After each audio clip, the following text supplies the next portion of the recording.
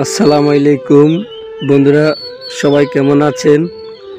আজকে আমি চলে আসলাম এমন একটা বাড়িতে, যে বাড়িতে আমার শৈশবের হাজারো স্মৃতি জমা আছে। এই বাড়িটা বিশেষ করে শাহরাস্তি তথা হাজীগঞ্জ অঞ্চলের ম্যাক্সিমাম মানুষে চিনবেন। শহীদুল্লাহ তালুকদার বাড়ি আর ওনার সুযোগ্য ছোট ভাই আপনারা সবাই চেনেন, ওহিদুর রহমান বাঙালি এই বাড়িতেই জন্মগ্রহণ করেন।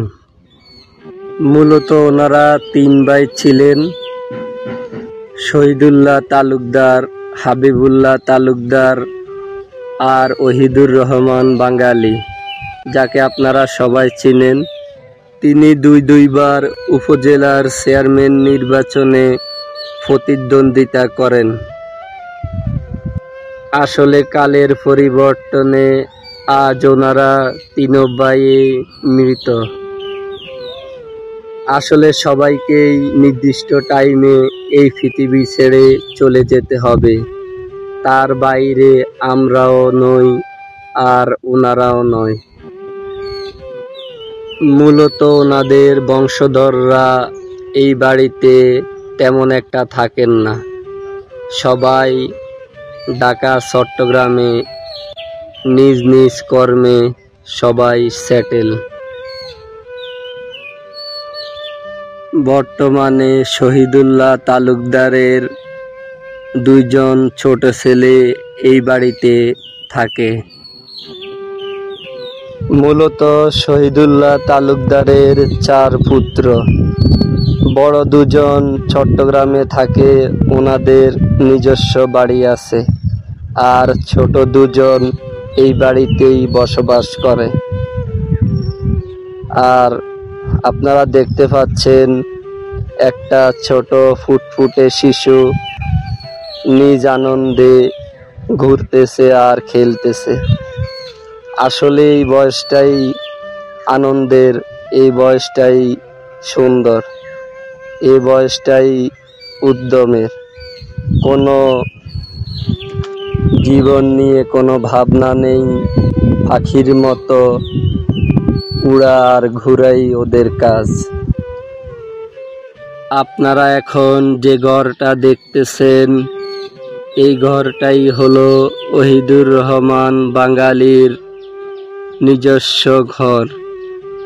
এ ঘরেতে তিনি নিজের রাজনৈতিক কর্মকাণ্ড পরিচালনা করতেন।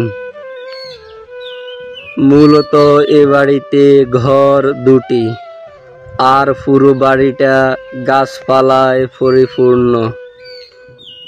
যেদিকেই তাকান সেদিকেই পুরনো গাছ, নতুন গাছ আর বিভিন্ন ফলের গাছে পরিপূর্ণ।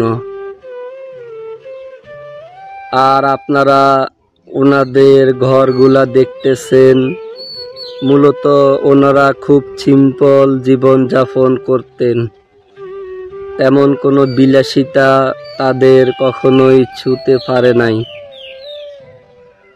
বর্তমানে খুব কম বাড়িতেই এমন গাছপালা দেখা যায়।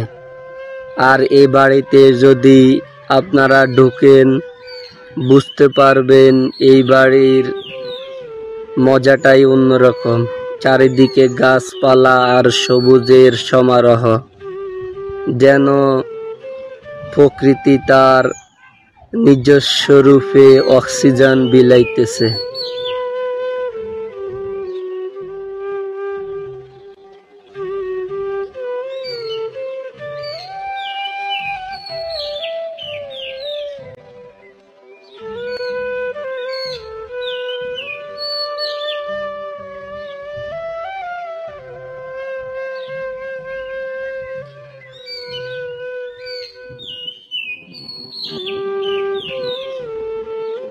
আপনারা নিশ্চয়ই লক্ষ্য করছেন প্রত্যেকটা গাছে গাছে পাখির ডাক আর কোকিলের কণ্ঠে গাইছে গান ওরা।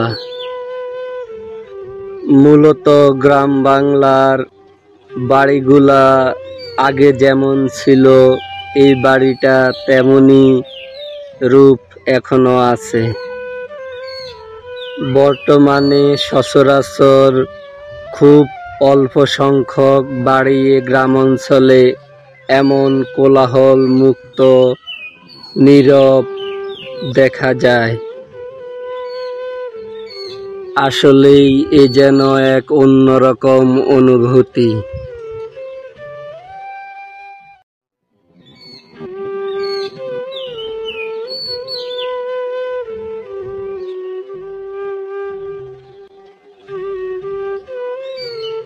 অসংখ্য ধন্যবাদ সবাইকে যারা এতক্ষণ ধরে আমার এই ভিডিওটা দেখতেছেন। আর আশা করি সবাই ভালো থাকবেন, সবাই সুস্থ থাকবেন, সবাই সুন্দরভাবে জীবন যাপন করবেন আর সৎ থাকবেন, কারণ সৎ থাকাই জীবনের মূল সাফল্য। যদি ভিডিওটা ভালো লাগে ইউটিউব চ্যানেল সাবস্ক্রাইব করে দিবেন আর ফেসবুক পেজ ফলো করে দিবেন। আজকের মতো এখান থেকেই বিদায় নিলাম। ধন্যবাদ সবাইকে।